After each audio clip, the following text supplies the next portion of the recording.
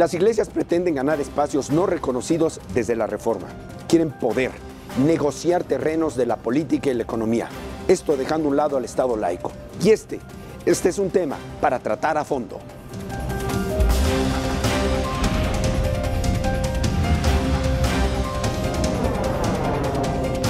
A fondo con Carlos Ramos Padilla. Bien, pues hoy los temas toman fuerza, toman tono y distancia por lo último que ha ocurrido en propuesta diplomática, si se puede llamar así, por el gobierno federal.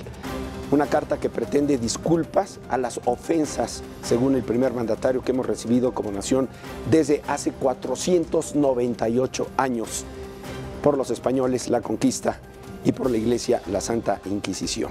Hoy vamos a hablar de las iglesias frente a la cuarta transformación, así denominada por el Ejecutivo Federal. Políticos debajo de las sotanas. ¿Cuántos están escondidos? ¿Cuántos guardan el crucifijo antes de sacar a la Constitución? La manipulación desde el púlpito, lo sabemos, y bueno, hay que recordar simplemente el caso de Puebla, Canoa 68, donde francamente pues llevaron a la muerte a unos jóvenes estudiantes cuando un sacerdote desde el púlpito dijo: mátenlos, son comunistas. El púlpito. El Estado, negociador o complaciente, es el tema que decía yo hace apenas unos segundos sobre esta nueva disposición diplomática del Estado mexicano o del gobierno federal, como usted quiera manejarlo. Y nuestro último cuarto bloque es injerencia desde el Vaticano. Hasta dónde estamos perdiendo fuerza y hasta dónde México, como líder en América Latina de fieles y de recursos económicos a través de la Virgen de Guadalupe, pretende poder y músculo en esta cuarta transformación. Son los temas que vamos a tratar a fondo e iniciamos.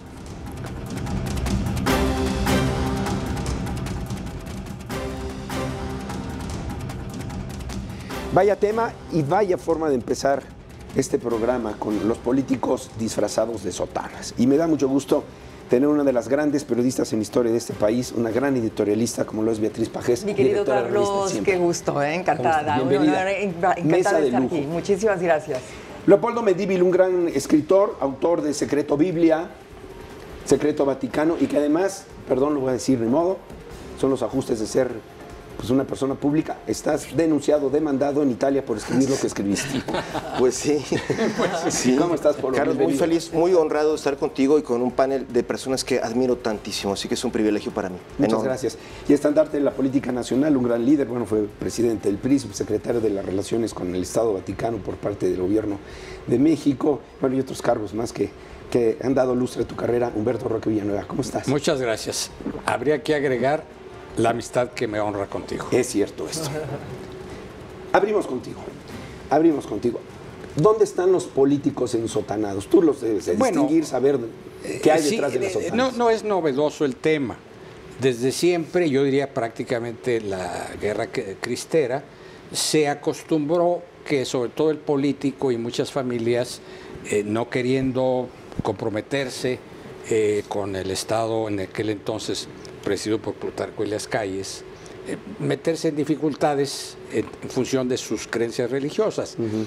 Muchos crecieron en ese ambiente y se fue extendiendo esa característica en la política mexicana, sobre todo cuando se decía, nunca lo pude comprobar, que para prosperar en política había que ser masón en México. Entonces, con más razón, el que profesaba una fe, en este caso la católica, pues se cuidaba mucho de decirlo.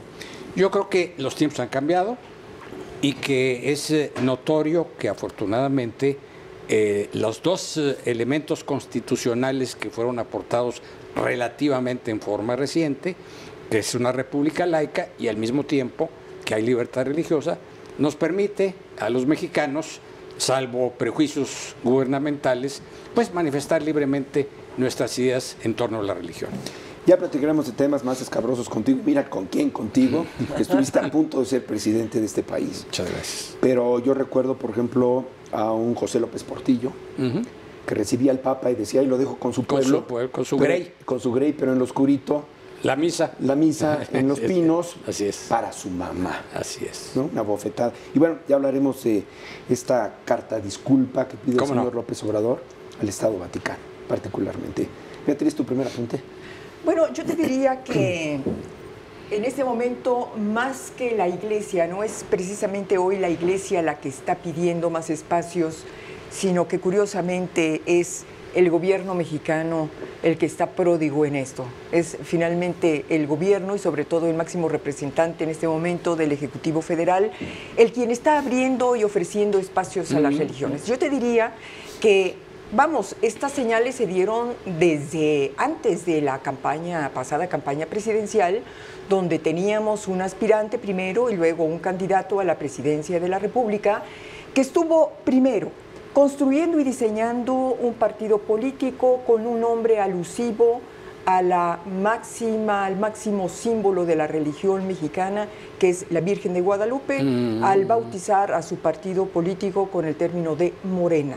Luego tuvimos... ¿Sería por eso, perdón? No es por la pigmentación que nos distingue a los mexicanos. Bueno, podríamos pensar también en eso, pero esto se conjuga con otras cosas, porque también a lo largo de la campaña hubo una constante alusión a la evocación de la Virgen de Guadalupe de manera muy directa, de parte del candidato a la presidencia de la República.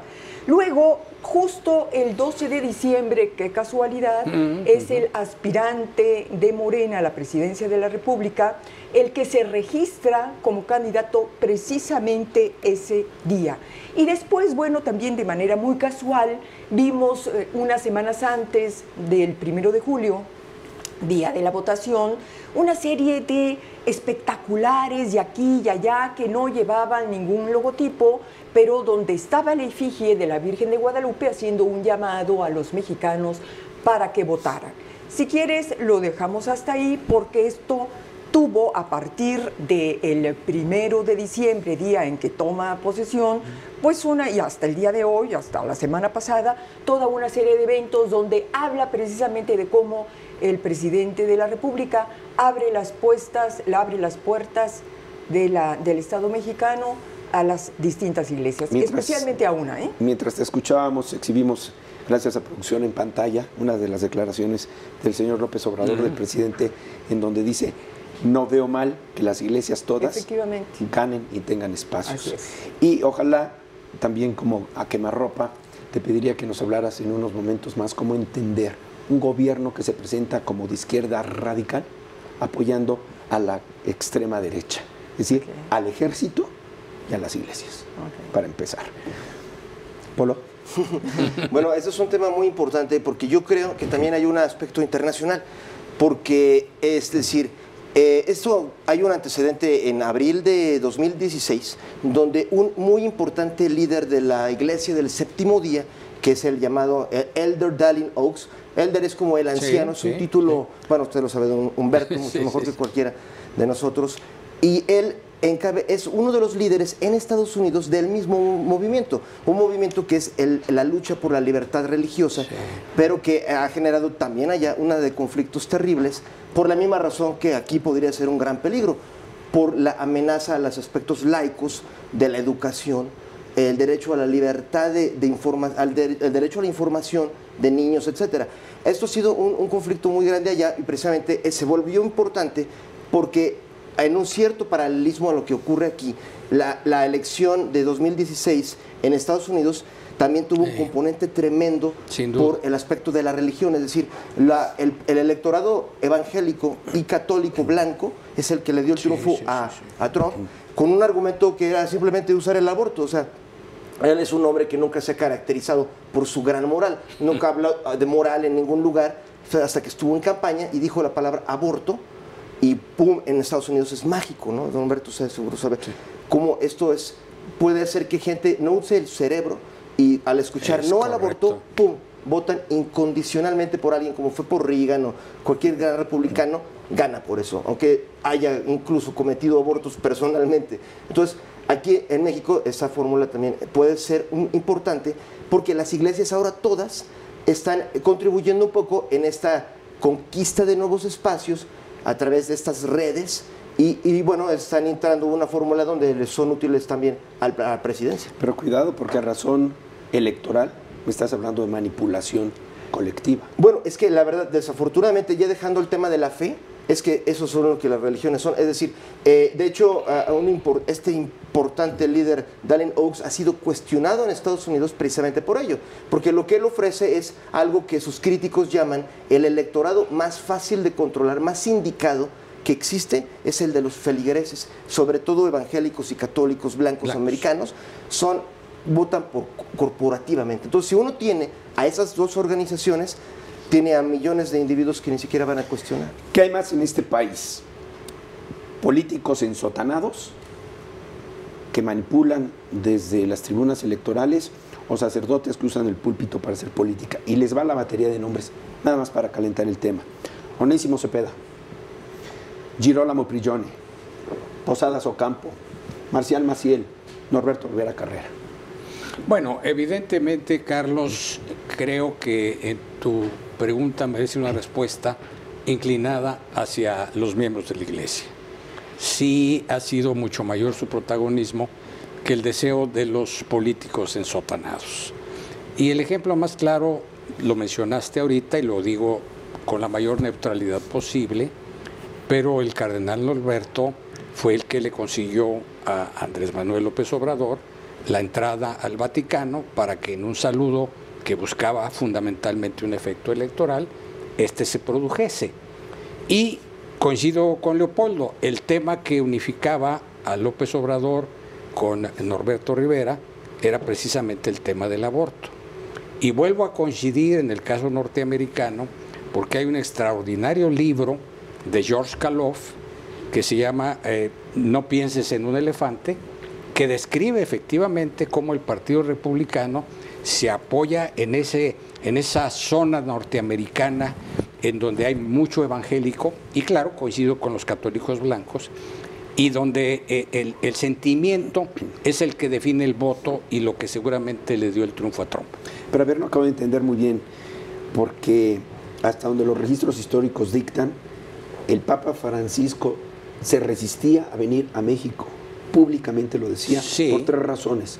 Porque iba a entrar un gobierno de izquierda, porque se favorecía el aborto y porque se daba permiso a los matrimonios gays. Bueno, fíjate, mi estimado Carlos, tuve el privilegio de estar incluso en Roma, porque estaba recién nombrado como subsecretario del área, que incluía migración, población y asuntos religiosos.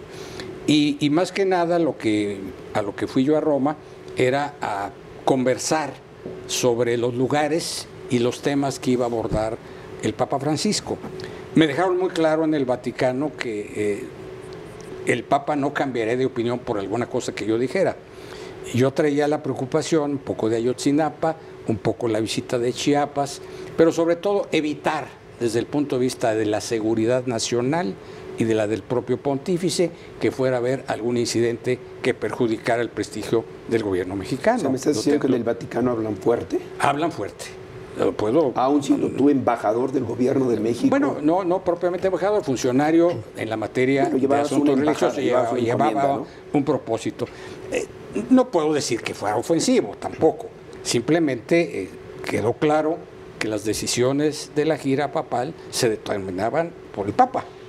Ahora, yo no siento que el Papa Francisco, en lo particular, haya sido específicamente agresivo en el tema, por ejemplo, de la homosexualidad, que sí fue un motivo muy fuerte que unificó a las iglesias católicas y evangélicas cuando el tema de los matrimonios igualitarios.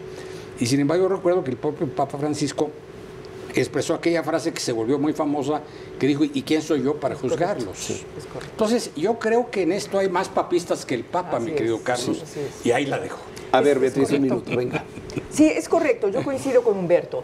Fíjate que yo creo que el alto clero está en su derecho de estar buscando ganar espacios y conquistar de poder, ¿no? Es decir, a mí me parece que eso es lógico.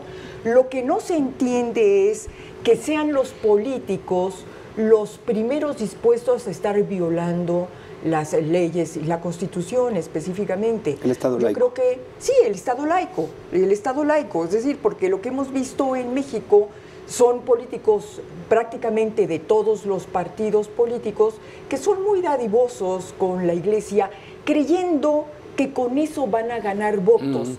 A mí me parece que eso es un poco todavía una leyenda que prevalece en muchos políticos mexicanos, e incluso en un presidente de un partido político que supuestamente es de izquierda, como tú lo acabas de decir. Pero ¿una homilía no convence? No, sí convence, pero yo te voy a decir una cosa, pero a ver, te voy a hablar, por ejemplo, en el caso específico del aborto. Muchos políticos, incluso hoy, en este día, encontramos, por ejemplo, en el Congreso de Nuevo León, donde acaban de aprobar precisamente una iniciativa para que la vida sea considerada desde el momento de la concepción. Lo acaba de hacer también, se acaba de presentar aquí también en el Congreso, en la Cámara de Senadores. También tenemos un senador del PRI que acaba de presentar una iniciativa en ese sentido, creyendo que con eso va a ganar la voluntad del electorado. Yo te voy a decir una cosa, a mí me parece que en el caso específico del aborto, yo creo que la sociedad mexicana está muy madura en este sentido. Vamos, que no haya habido hasta este momento un discurso adecuado en relación al tema, esa es otra cosa, porque aquí no se trata de que salgas a las calles a decir que, señoras, hay que abortar todas, no. Yo creo que el tema del aborto es un tema de salud pública, donde sí, por supuesto, hará falta todo tipo de orientación y de campañas preventivas para que la mujer en su momento tome una decisión responsable. Pero a mí me parece que el gobierno del Estado en general debe de tener la obligación de tener toda la infraestructura en materia de salud para evitar que esa mujer que toma esa decisión muera en el intento de hacerlo. Ahora, una cosa es de que el político dijo, porque además es muy curioso, generalmente son los políticos varones los que hablan del aborto más que nosotras las mujeres. Ese es un dato muy curioso, creyendo que con eso van a ganar votos. Y a mí me parece que quien toma la decisión de abortar lo toma independientemente de cualquier creencia religiosa. Esto es una cosa ya cuestión muy personal, muy de ética y de convencimiento y de una realidad que vive todos los días. Es que me parece que todavía el político mexicano está muy desfasado desde ese punto de vista. Hoy vamos a hacer una pausa, 2 apuntes rapidísimos, 2 asteriscos. Yo creo que al señor presidente en estos momentos se le olvida que el Papa sí vino a México a pedir perdón, no por la Inquisición, sino por los pederastas. Y segundo apunte, términos, espero me los aceptes, Beatriz, muy generales, pero mencionaste Nuevo León, en la defensa de la concepción de la vida. Pues por ahí había un líder, el Máximo, que quería mutilar manos a los rateros. Sí, claro, sí, por supuesto. Una pausa, volvemos. La manipulación desde el púlpito. Hablábamos con Beatriz es cierta. sobre la manipulación. Yo dije, fíjate, colectiva, pero me parece que es masiva. Porque a veces los sacerdotes desde el púlpito, desde su tribuna, se expresan ante enormes comunidades que muchas veces, como dice Polo, no piensan, se dejan llevar por la pasión. Eso está demostrado. Entonces no son colectividades, son masas. Es el halo esto ya no es que teórico. para tener su ¿Te acuerdas que lo platicamos cuando tú me regalaste el de la democracia? Dije, hay que leer No pienses en un elefante, de George Kaloff. Efectivamente. Ahora, al inicio del programa yo recordaba el lamentable incidente que se dio en Canoa, en este pueblo allá en Puebla, en donde el padre llama a la comunidad. Sí, toca primero las campanas. A asesinar a unos jóvenes estudiantes por considerarlos comunistas. ¿Cómo estamos en este momento? ¿Cuál es la pretensión de los sacerdotes de las iglesias desde el púlpito hacia los feligreses? Porque ya hay los antecedentes y quedan claros de que no solamente han ganado el voto, sino quieren ser votados y para ello quieren un partido político. Y para tomar fuerza para ese partido político quieren concesiones de radio y televisión. Entonces... Okay. Bueno, aquí yo creo que es súper importante considerar que la organización que está liderando eso, que son Conciencia Nacional por la Libertad Religiosa, aunada a estos grupos que son sobre todo americanos, estadounidenses, lo que dicen es, el argumento es que la reforma en México de Juárez por la laicidad se llevó a un extremo, digamos en 1925, cuando Plutarco Elías Calles precisamente, digamos que exageró y a los ojos del mundo, digamos que se llegó a algo que algunos catalogan como una persecución. Está cuestionable si lo fue o no, pero el argumento de ellos es que se llegó a un fanatismo contra la libertad religiosa y dicen, recuperándose de ese extremismo. Este es el argumento. Lo que ocurre es que cuando conquisten los espacios, no hay todavía en los proyectos de liberalizar la ley de asociaciones religiosas, darles espacios en los medios, no está contemplado los límites. Por ejemplo, cuando empiecen a hablar en las cadenas televisivas que obtengan de que el mundo se creó en 6 días, o que vaya, el mundo tiene 6.000 años de antigüedad, o que que no existió nunca la evolución, que va a detenerlo. O sea, esto es el conflicto que existe en Estados Unidos y es fuerte, porque realmente el movimiento, por decirlo, no quiero usar una palabra denostativa, pero el movimiento religioso extremo o fanático, van por la idea de culturalizar a las generaciones nuevas con aspectos bíblicos literales, y entonces ahí entra en conflicto directo qué derecho tienen los niños de recibir una educación científica positiva, ¿no? Es decir, ha habido demandas en los Estados Unidos, en el caso de Kansas, por ejemplo, durante 2 años prevaleció el movimiento creacionista y los niños no tuvieron el derecho de leer, que leían que Darwin estaba mal. Es decir, que Dios tal cual agarró barro y de ahí salió la humanidad. Entonces, hay muchos científicos que en Estados Unidos ya pegaron el grito en el cielo y dicen, la tecnología y la ciencia que nos llevaron a lo que somos hoy, potencia del mundo, puede en 10 años acabar con... Pero la pretensión de algunos clérigos no solamente es tener partido político y acceso a los medios, sino a la educación, Beatriz. Sí, no, bueno, y es lo mismo. A mí me parece, mira, primero, la ley de asociaciones religiosas prohíbe expresamente en su artículo 16 que las iglesias puedan tener acceso a concesiones en materia de medios de comunicación. Es muy específico, como también específica es la Constitución en la materia. 130. Y esto está directamente relacionado con el tema educativo. Es decir, finalmente, los medios de comunicación tienen una finalidad y un objetivo de carácter público específicamente, para orientar, educar, entretener.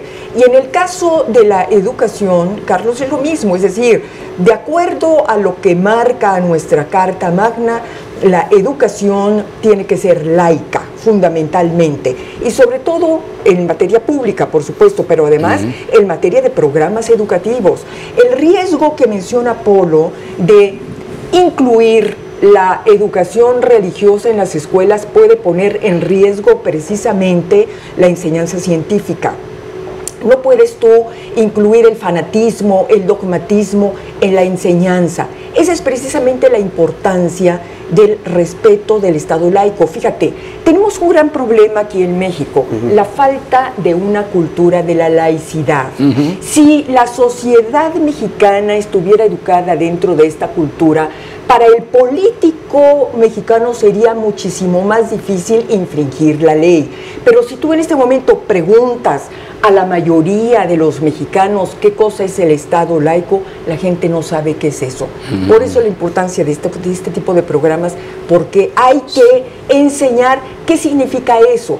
¿Qué es el Estado laico, mi querido Carlos? El Estado laico es una defensa permanente, lo que se traduce en la defensa permanente de tu libertad de conciencia, de tu libertad de religión. De esta separación Estado laico te permite precisamente que desde la ley civil y no desde el dogma puedas estar defendiendo democracia, puedes estar defendiendo libertades y el respeto a todos, independientemente de qué piensen o de qué profesen, el creer en lo que quieran creer. Quiero decirte que a quienes más debería de interesarles la preservación del Estado laico es precisamente a las iglesias, porque es precisamente a partir del Estado laico donde ellas pueden garantizar su libertad religiosa y de convivencia. A ver, somos algunos muy estrictos en el cumplimiento a cabal de las leyes, de los códigos legales, de la Constitución. Acaba de dar cuenta de ello Beatriz. Pero estamos viendo, por ejemplo, que en el sureste hay un sacerdote que se permite el lujo de negociar con los capos. Y lo dice públicamente, lo anticipa y además nos informa que negoció con los capos. ¿Y el Estado mexicano? ¿Y las leyes? No, y más, yo te agregaría el caso del obispo de Guerrero. Es al que me refiero. Sí, claro. Bueno, evidentemente son cuestiones que violan la ley y que además no contribuyen a lo que deseamos todos, que es un México en paz. Es decir, y la paz no la concebimos o no la podemos concebir con una negociación con el delincuente. No, yo me quedo con muchas de las expresiones de Betty. A mí me tocó que se me plantearan modificaciones a la ley de asociaciones religiosas y culto público. Y una de esas efectivamente era el tema de los medios de comunicación. No se llegó finalmente a ningún acuerdo, estaba además ya acercándose de alguna manera el proceso electoral, y yo coincido también con Betty en que es una gran ingenuidad creer que vas a sacar votos. No es el caso de Estados Unidos, en donde coincido con Polo, pero en el caso mexicano, la verdad de las cosas es que, por ejemplo, el candidato que ganó y que se da el lujo de tener homilías diarias, pues realmente manejó una mezcolanza de ideas religiosas, no una en lo particular. Y yo creo que, bien dice Betty, pues el pueblo de México no tiene muchas de las nociones que algunos políticos creen que son accesibles a la población y que eso les va a acarrear votos. Entonces yo me inclino efectivamente por la laicidad, por el Estado laico y por el respeto a la libertad religiosa. Y el respeto a la libertad religiosa incluye el no creer, incluye que respetes al que no cree nada o el que cree en algo extraño. El agnóstico, el ateo. Sí, el agnóstico, claro. Entonces, a mí me parece que en donde sí hemos jugueteado con la idea de asociar política y religión es cuando se creó el Partido de Encuentro Social, en el que sí, efectivamente, están una serie de personajes o de militantes que profesan fes evangélicas, lo cual en principio yo no le tengo ningún inconveniente, que cada quien profese lo que quiera, pero estoy absolutamente convencido que en política no se vale mezclar la religión con las cuestiones de orden público.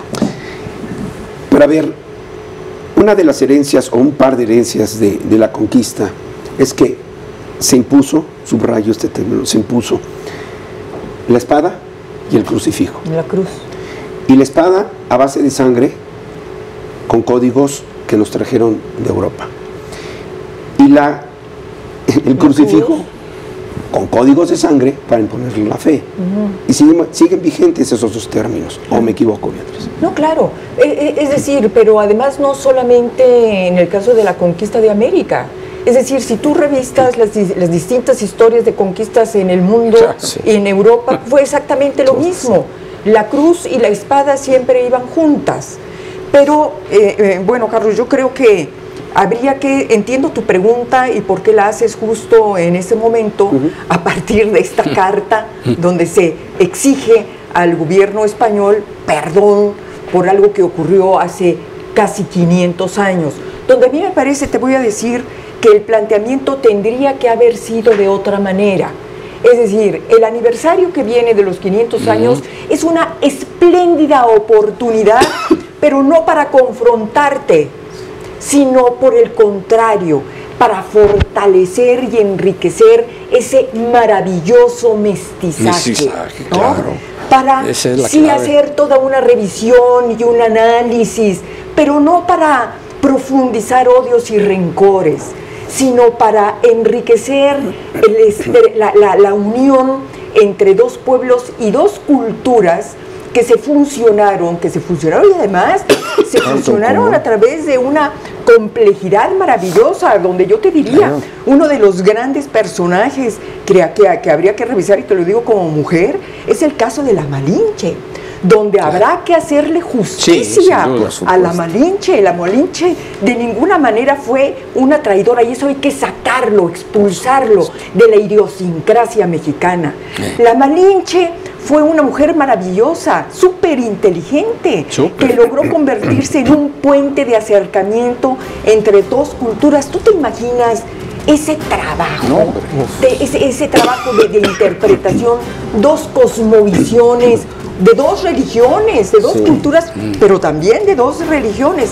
Vamos, a mí me parece que se está perdiendo una oportunidad espléndida de ese reencuentro. Oye, y hay que decirlo, somos producto de este encuentro, de esta mezcla, de esta combinación de las dos culturas y de los dos gobiernos más importantes en su momento, el europeo y el mesoamericano. Nada más. Claro, y que además nos hermanan con un gran bloque del mundo que somos ibero, el mundo de habla hispana, que podría ser un gran bloque político a nuestro favor. Claro. Y este paso, bueno, O sea, no sé cuáles sean las intenciones, seguramente son muy buenas, pero pues España es un aliado de México.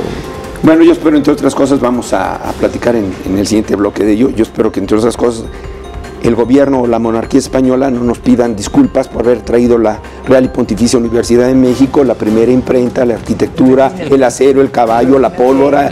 Cuando México podría realmente quejarse contra los Estados Unidos por los daños ocasionados cuando financiaron la Revolución Mexicana y ahí podríamos cobrar millonadas. Todo eso yo lo he calculado. Ellos nos cobraron a nosotros por los daños y de hecho todavía seguimos pagando deuda por esa revolución y ellos la financiaron. Bueno, eso sí debería de hacerse. Vamos a hacer una pausa y regresamos. Es curioso, pedimos perdón por la Inquisición hace 498. Que no se nos olvide nosotros mismos cómo tratábamos a nuestros compatriotas en San Juan de Ulúa. Y hay que revisar los personajes que estuvieron allá adentro bajo tortura. Volvemos. El Estado negociador y o yo diría complaciente. Es un tema que, bueno, te pega derechito, Humberto. Bien. El gobierno mexicano es negociador y vamos a utilizar este ejemplo de las cartas. Cartas en oscurito, que ahora el señor presidente nos dice, no los di a conocer por respeto a que pudieran analizar y contestar la monarquía y el Estado Vaticano mis pronunciamientos. A ver, espérame. Y yo pregunto, entre otras cosas, Beatriz, ¿y el señor Ebrard? Y preguntaría también, ¿cuál fue el conducto diplomático que se siguió para que estos documentos llegaran a la Santa Sede o a la Casa Real? ¿Las embajadas? ¿Fue por correo? ¿Fue por internet? ¿Fue por mail? ¿Fue por WhatsApp? ¿Quién fue el responsable directo de hacer llegar estos pronunciamientos? Supongo que el señor Ebrard, que no ha aparecido. No ha aparecido y lo que corre en los medios de todo tipo es de que ni siquiera supo.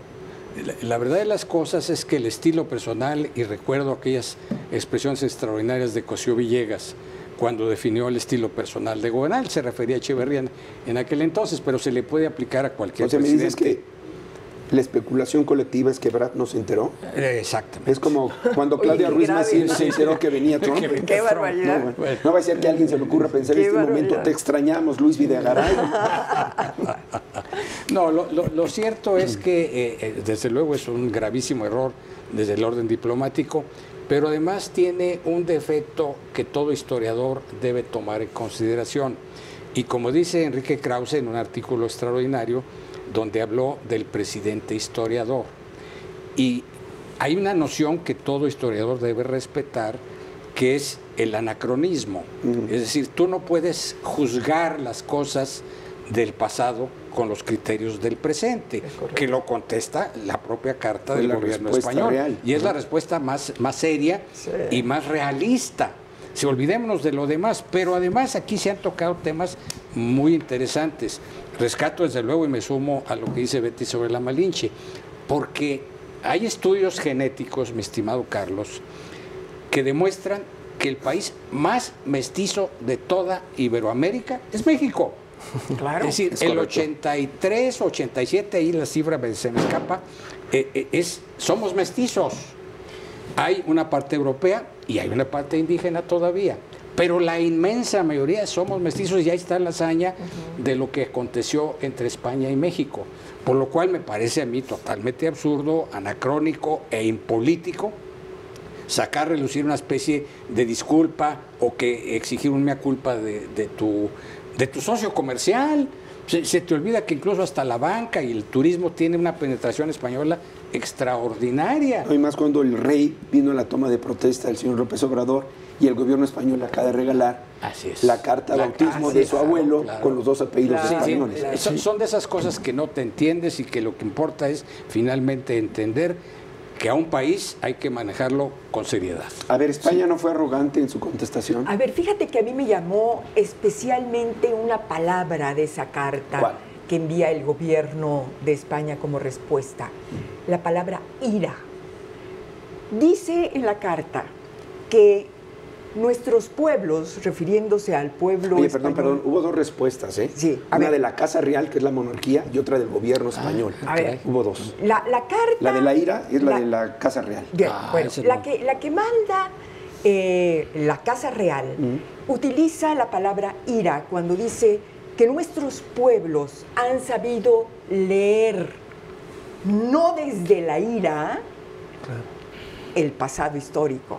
Digo, no lo dice así textualmente, Dice, al margen de la ira, lo cual, fíjate, eso nos ayuda a nosotros los mexicanos a entender que muchas decisiones de este gobierno se han tomado a partir de la ira. Es una palabra clave. Es decir, tenemos a un personaje que toma las decisiones a partir del resentimiento, del enojo y de la ira, ¿sí? Y bueno, fíjate, la madurez con la que sí, efectivamente, nuestros pueblos han sabido entender que eso forma parte del pasado y, como bien lo decía Humberto, de un momento histórico que nada tiene que ver con este y que no podemos leer, interpretar lo que ocurrió a 500 años con los principios, valores, ni siquiera con el avance en materia de historia y de derecho que hoy se ha dado. Y me refiero a esto porque también dentro de esta abierta de puertas que se ha hecho al tema religioso, tenemos esta famosa constitución moral. La constitución moral que se pretende aprobar en este gobierno y que se dice está basada e inspirada en la cartilla moral de Alfonso Reyes. El otro día, en un debate con el senador Héctor Vasconcelos, exponía que el tema de la constitución moral tiene una inspiración religiosa, es decir, porque finalmente la cartilla de Alfonso Reyes, que por supuesto no estamos en este momento poniendo en entredicho la dimensión intelectual de ese gran pensador que fue Alfonso Reyes, sin embargo, tenemos que entenderlo a la luz del México de esa época, donde había una moral con una gran influencia de carácter religioso. Es decir, y eso se huele en la cartilla moral, que tú no puedes trasladar tal cual a estos tiempos, a este México que ha avanzado tanto en materia de conquista de derechos y de libertades. De tal manera que si hoy tú pretendes a los mexicanos imponer una ética a partir de un documento con una inspiración conservadora religiosa, es decir, no hay manera de hacerlo. Ni la sociedad te lo va a entender y al no entendértelo tampoco va a adoptar ese tipo de ética. Me explico. A propósito de que no se están entendiendo los tiempos y de que tú no puedes trasladar automáticamente ni lo que ocurrió hace 100 y menos lo que ocurrió hace 500 años al siglo XXI. Oye, querido Carlos. Digo, solo porque me toca hacer esto, pero vamos a entrar un poco en controversia. Es decir, no podemos desligarnos ni del pasado ni del presente, por ejemplo, con España. Nos estamos entendiendo en castellano, una herencia de Castilla, castellano, la religión. Sí, así es. Ha prevalecido desde entonces tal cual. Pero a ver, Humberto, y se lo dejo también a nuestro escritor internacionalista, Nagasaki y Hiroshima. ¿No es el claro ejemplo de que Estados Unidos, en voz del presidente Obama, se presentó al lugar de la desgracia de 1945 a solicitar perdón por el estallido nuclear? ¿Ahí sí se vale? ¿Con nosotros no? ¿Ahí sí? No, es muy controvertido y hay que verlo también desde el escenario político. Es decir, el presidente norteamericano que tomó la decisión fue Harry Truman. Y esa decisión, bien lo define muy claramente Beatriz, tú no puedes juzgar las cosas, ya no digamos 50, 100, 200 o 500 años, conforme a los criterios actuales o las razones políticas para tener actuales.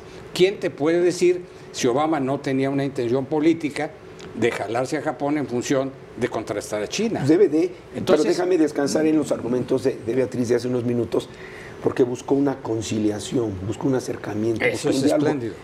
Obama, en lugar de presentarse en Hiroshima y Nagasaki a acusar a los japoneses de haber intervenido en Pearl Harbor y tener las consecuencias de la guerra atómica, es que fue al contrario. Ese fue un exterminio, eso no fue un proceso, una cruzada, eso fue un exterminio. Sí. ¿Controversia? Sí. ¿Y qué vinieron a hacer los españoles a la conquista a nuestro país? Bueno, ¿una mezcla? No. Vinieron a exterminar. No lo lograron No, como no los coincido. británicos lo hicieron en Estados Unidos. No coincido, Carlos, A en ver. que vinieran a ellos a hacer un exterminio.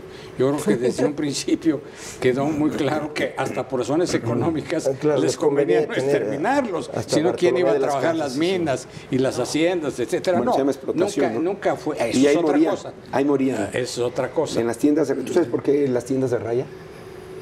Porque nuestros indígenas esclavizados no sabían escribir. Y entonces para comprobar que salían de las minas vivos, imagínate las condiciones, nos hacían poner una raya en su nombre para recibir ciertos alimentos y volver a bajar. Esas eran las tiendas de raya. No. Y desde luego No eran Porfirio esclavos, Díaz los exterminaban. las perfeccionó. Pero yo definitivamente no estaría de acuerdo en que la conquista española y su evangelización tuviera como objeto exterminar, porque además, pues qué malos políticos y qué malos instrumentadores, A ver, porque Pablo. ni exterminaron y finalmente lograron esa hazaña que describe Beatriz de una gran fusión y lo que yo defino el mestizaje en un porcentaje más alto que cualquier otro país de América Latina. Y esta es una investigación científica que se dio a raíz de que se completó el código del ADN. Y entonces hizo el estudio para varias naciones. Y definitivamente, reitero, México, para orgullo de los mexicanos, somos el país con mayor mestizaje. Claro, Polo. y un punto, siguiendo mucho de las ideas de Beatriz Pajes, a quien tanto admiro, hay un punto que yo creo que vale mucho para los mexicanos analizar. La intención del presidente al hacer este llamado a España puede tener las mejores intenciones, pero para mí el punto más importante es quién dio la sugerencia. Si no fue la propia Secretaría No, yo te digo de quién fue, Recursos. porque es público. Beatriz Gutiérrez Müller, Sí, su esposa. sí, así es. Ok. O sea, la idea de este Sí, movimiento sí, que ha sí, convulsionado al país Sí. lo dio la esposa del presidente. Bueno, es un punto muy importante saber. Yo la verdad no sabía eso porque a mí lo que me interesa mucho es pensar que en los últimos 3 gobiernos ha ocurrido que de repente nos lanzan contra cierta potencia. O sea, el sexenio pasado fue contra China, por ejemplo, ¿no? En un momento clave que tenemos una negociación importantísima, de repente aparecían asesores y el gobierno está actuando contra China, en China, haciendo un ridículo junto al frente del mandatario y rompiendo nuestras relaciones. El sexenio previo fue un incidente contra Francia y casualmente era por el tema de Florence Cassés y demás, que se creó una burbuja gigantesca internacional. El resultado era el rompimiento de relaciones de México con un aliado y que y que resultó que muchos de estos consejos venían desde los Estados Unidos, cuando sabemos muy bien que es una política norteamericana. Don Humberto es un gran conocedor de la política internacional, pues él sabe mucho más que un servidor, un humilde servidor, pero es parte de la política internacional de Estados Unidos que todos los países de América Latina tengan eventualmente rompimientos diplomáticos con aliados para preservar el monopolio del poder político americano. Entonces está poniendo, bueno, preguntaría vamos si a una tiene pausa. algo que ver esto. Claro. La injerencia desde el Vaticano. Bueno, este sería para un espléndido programa, nada más. La injerencia del Vaticano. Tenemos cortos minutos para cerrar. Sí, ni hablar. Iríamos hacia conclusiones. Sí, de acuerdo. A ver, Polo. Bueno, yo creo que el Vaticano ha recuperado mucho desde que está, desde Carlos Salinas, que como quedó en desventaja, le convenía mucho en ese momento apuntalarse así. Ahora en el Vaticano... El beso que le dio la vuelta al mundo. Sí, en fin, claro. ¿no? Y que bueno, acabó derivando en situaciones actuales. Hay que Saludos a tomar en Marta. cuenta, y bueno, prefiero escuchar a agentes que admiro tanto como Don Humberto y Beatriz Pajes, pero es importante considerar que en el Vaticano también hay una especie de guerra civil fuerte, es la que está en secreto Vaticano, donde el propio Papa se ha confrontado con el ala de ultraderecha Sí, claro. que lo quieren tirar. Entonces, aquí en México se vive esto, salió en Norberto, hay un nuevo líder que es Carlos Aguiar, que representa más la línea del Papa más progresista, Sí. más hacia favorecer los temas de laicismo Sí. e inclusión, etcétera. Entonces, eso también tiene que ser importante en este análisis de qué pasa aquí. A ver, se está rompiendo la estructura de la Iglesia Católica a razón de la gran ola musulmana que viene. Bueno, es algo, bueno, ahorita la religión musulmana es por mucho la más grande del mundo. Pero está dividido el Vaticano precisamente porque hay una zona, hay un grupo intolerante que quiere una confrontación contra los musulmanes y está, por ejemplo, el Papa Francisco que busca una interlocución. Entonces, Eso es lo que hace que dentro de la propia iglesia haya, eso es una de las muchas cosas que hacen que la propia iglesia ahorita esté en una super crisis. Beatriz. El peor que... A mí, fíjate que a mí me gusta el Papa Francisco por liberal y precisamente por haber tenido estas posiciones de vanguardia entre muchos otros temas con el tema de la sexualidad, por ejemplo, donde ha sido profundamente respetuoso. Aceptó homosexuales. Pero además yo te diría que a diferencia de otros momentos donde sí ha habido una muy clara injerencia del Vaticano en México para precisamente hacer modificaciones constitucionales y abrogar incluso el Estado laico, o cuando menos permitir que la Iglesia, y específicamente la Iglesia Católica, tenga más espacios de poder, a mí me parece que en este caso la preocupación del Vaticano con respecto a México debe de ser otra, porque frente a este acercamiento evidente del presidente de la República, Andrés Manuel López Obrador, con los grupos evangélicos, ¿cierto? A mí me parece que el Vaticano debe de estar muy preocupado, porque lo que hemos visto es que precisamente este acercamiento y este querer darle concesiones y querer incluso que los evangélicos participen en materia de política pública, porque los está involucrando en los programas de carácter social como es el de los jóvenes, a mí me parece que esto no debe de tener tranquilo al Vaticano, donde a lo mejor desde el poder, desde el gobierno de México se puede pretender que no sea precisamente la Iglesia Católica mayoritaria la que, como tradicionalmente ha ocurrido, tenga y goce de mayores privilegios. Humberto, cerramos. Déjame beneficiarme, Carlos, de las extraordinarias expresiones de Polo y de Betty, en el sentido de, uno, efectivamente, yo sí creo que hay corrientes en el Vaticano, ignoro si es en torno o no a la religión musulmana, pero de que hay diferencias por conservadurismo de unos y liberalismo de otros, en el buen sentido de ambas expresiones, no hay fifís de por medio, me parece a mí que sí existe ese problema y conflicto. Y también coincido en que el Vaticano puede estar preocupado porque pues es un secreto a voces de que el actual presidente de la República se ha resistido a manifestarse como católico, a pesar de que eso pudiera darle teóricamente alguna ventaja de carácter electoral. Entonces, lo que yo sé y lo que me han dicho pues, es que es evangélico y está en su absoluto derecho. El tema es que no sabe uno qué rama del evangelismo, porque hay quien dice que su esposa primera era presbiteriana y que él cargaba más hacia el metodismo. En fin, son iglesias muy respetables, históricas dentro del evangelismo, y yo aprendí a respetarlas muchísimo en mi cargo como subsecretario de Gobernación. Pero una joya que dejo aquí al final. Venga. La sabiduría de la política mexicana, cuando después de haberse realizado la relación, restablecido la relación Vaticano-Gobierno mexicano, el primer embajador fue un liberal en toda la línea, don Enrique Olivares Santana. Muy bien, vamos a cerrar y me voy a permitir robarle la dinámica, el estilo a nuestro director Paco Ramírez. Voy a hacer una pregunta corta con una respuesta corta. La pregunta es, ¿debemos estar preocupados por la injerencia de las iglesias en la Cuarta Transformación? Sí. Sí. Sí, por supuesto. Sí. Como dice Beatriz Pajes, hay que considerar, perdón, no será lo más rápido posible.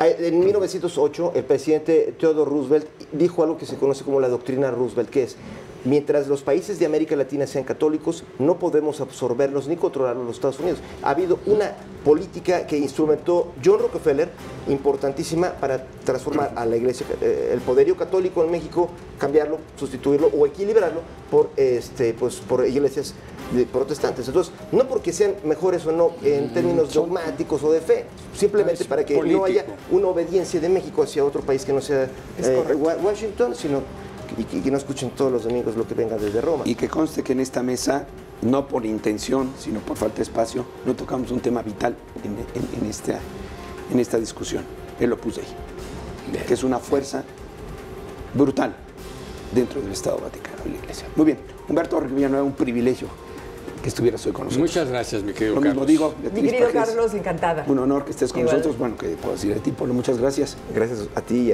por el honor de poder estar con personas que... Qué gran espacio, qué gran conversación. Muchas gracias. Gracias. Gracias a ustedes por su atención. Gracias, Carlos. Nos encontramos en el próximo A Fondo. Soy Carlos Ramos.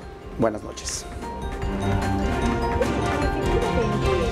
El presidente no canta el himno nacional.